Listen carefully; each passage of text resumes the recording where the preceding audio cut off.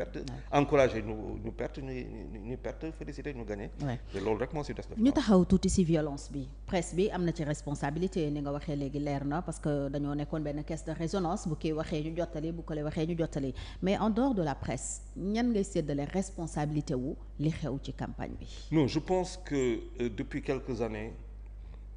c'est peut-être benn dynamique loo xamante ne xëy na fu nekk la am parce que bu ñu xoolee tey lu bëri ci àdduna. maanaam daal sa kàddu daal moom dafa xaw a jaxas ñu ngi si dugal lu demee noonu je pense que tey les grands responsables doo xamante ne ñu kii mooy la nouvelle génération des hommes politiques quand je dis nouvelle génération du ma ko situer nu ma ne ñu ñëw léegi quoi parce que sinon mais quand même il y a des acteurs politiques yoo xamante ne dans l'argumentaire dañuy pêcher am na fi ay wax yoo xamante man dégluwuma ko honnêtement man dégluwuma ko parce que boo toogee fii di am lu ngay wax si yu ñaaw a ñaaw si yenn candidats yi wax boobu forcément day am réponse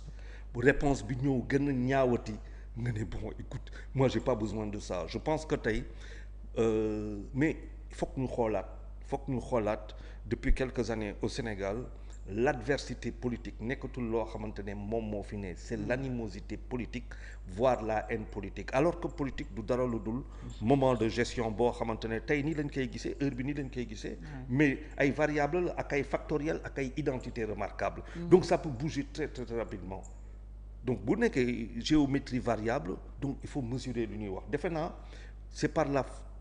faiblesse de l'argumentaire que la force de la bêtise est venue avec des insultes def naa loolu laa gën a gis et que c'est malheureux parce que je suis convaincu que am na ñoo xamante ni mën nañ liggéey ci gannaaw pour proposer parce que fu ñu doon xaar c'est pas compliqué les questions elles sont politiques maanaam économiques ak sociales sur ces trois-là faut dire que bon il y a eu des propositions intéressantes boo xoolee on est plus resté sur le politique que lu ci des que lu ci des même si am na ay contrat de législature yoo xam ne aussi tudd nañ ko fii mais tout s'est joué entre Barthélémy Diaz et Ousmane Sonko alors diggante boobu noo ko comprendre tey ak ni mu demee bon c'est important parce que tey boo xoolee Sonko bon je veux dire que tey si on devait analyser dans l'histoire politique du Sénégal nga trouver Sonko son pendant ça va être très compliqué quoi c'est vrai qu'il y a eu Abdoulaye Wade les écarts sont lu mu tudd époque yi bokkul seen jamono tam bokkul seen âge yi bokkuloon mais Sonko lu mu am moom da nga koy nañ ko reconnaître et pour quelqu'un comme Barthélemy il fallait effacer ñëpp ñoo xamante ne ñoo nekk d'abord ci booram ci wàllu opposition et la seule chose qu'il pouvait faire c'était s'attaquer et Sonko dimbali na ko ci loolu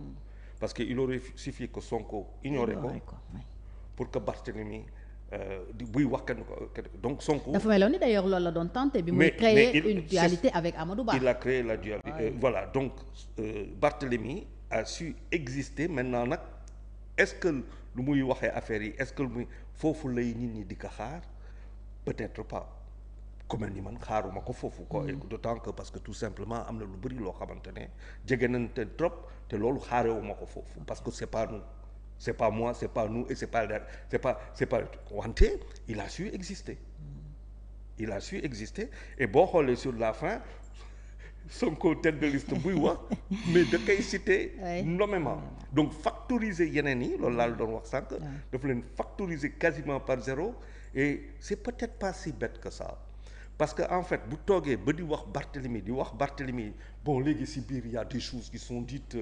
reprises par la presse et tout mais mu ngi différer xeex bi peut-être pour une autre époque donc Barthélemy yow yow laay waxal parce que tout simplement dafa am c'est très adroit ce que Sonko a fait en termes de communication parce que boo xoolee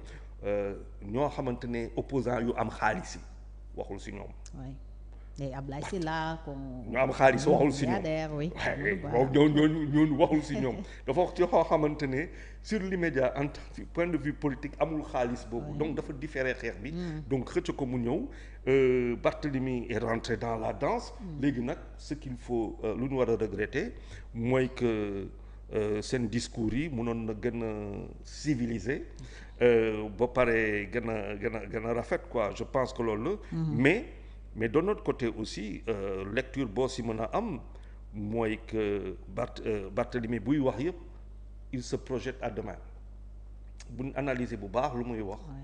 c'est pas les législatives c'est le futur. 2029. c'est le futur et Sonko de ce point de vue dimbali na ko mais 2029 c'est dans 4 ans quoi. lu nekk xaj na fi. c'est dans 5 ans même bon dans 4 ans l'année est finie lu ne xaj na fii donc c'était quelque chose boo xamante ne di ku si nekk si par rapport à projection maintenant on peut dire que mais bu fekkante ne l'Assemblée nationale dafa tomber dans le giron majorité bu doy waar délégation spécial mën na am ak un maire qui pourrait sortir de là-bas mais kooku il faudrait que de Dakar Barthélemy mais kooku il faudrait que président nangu ko donc boo xoolee ñoom ñaar seen bataille c'est par procuration et par anticipation par rapport à 2029. Par rapport à l'élection présidentielle de 2029 alors tey élection législative yi war a am ëllëg Charles pour yow lan mooy enjeu yi. alors bien entendu tey des enjeux pouvoir bi l'objectif c'est de dépasser au moins les 3/5 de l'Assemblée nationale. parce que tey boo déggee ñuy wax ay lu ñu koy waxee haute cour de justice loolu loo xamante ne constitution may nañu ko. wante pour nga mën a indi Macky Sall devant la haute cour de justice faaw nga am les 3/4 de l'Assemblée nationale bu lay jox 99 députés. 99 députés bu fekkente ne l'un des enjeux politique laa wax reddition des comptes indi président donc 99 yooyu c'est important pour l'opposition boo xamante ne présidentielle bi daf ko balayé l'opposition a été balayée à part Amadou Ba qui a existé tout le reste a été balayé. 1% et ça veut dire enjeu man à la limite quoi j'aurais fait partie de l'opposition à la limite législative yi du ma sax tax a jóg sonal sama bopp parce que en 8 mois après avoir été balayé en 8 mois avant avec tous les moyens yu nga tegoon ñëw 8 mois après nga ne da ngay ñëw législative yaa ngi perdre ce temps. mais est-ce que contexte yi benn la. en 8 mois. Rien n'a changé quoi. 8 mois c'est pas 2 ans c'est pas 3 ans 8 mois c'est pas et puis bon bu ñu fàttee que quand même il y a eu loo xamante ne en termes de communication ay lu ñu wax l'État est en ruine après d'abord 3 mois après l'État est en ruine. ñu teg ci 3 mois muy 6 mois ñu ne lan lañ fi wax tripatouillage carnage organisé gabegie 1000 milliards donc déconstruire il y a des choses qui ont été mises en place pour un ancrage loolu yëpp da nga koy analyser donc finalement les Sénégalais qu'est-ce qu'ils vont retenir est-ce que ñoom dañ bëgg a dem